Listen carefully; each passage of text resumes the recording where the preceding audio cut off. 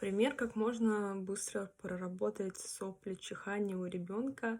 Мамочка заметила, что ребенок заболевает, и ночью, когда ребенок спал, особенно в первые минуты засыпания, сна, она ей объяснила, что накануне она была раздражена, переживала, боялась, что, например, в саду она подхватит сопли и не схватила бы, да, там какую-то болячку.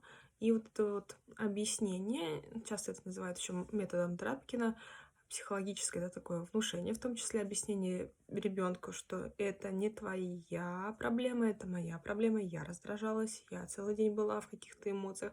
Ребенок просто это отразил, потому что его психика более такая слабенькая по отношению с мамой, да, и, соответственно, запустил все эти сопли. Но когда появилось объяснение, появилось облегчение, сопли, собственно, и ушли.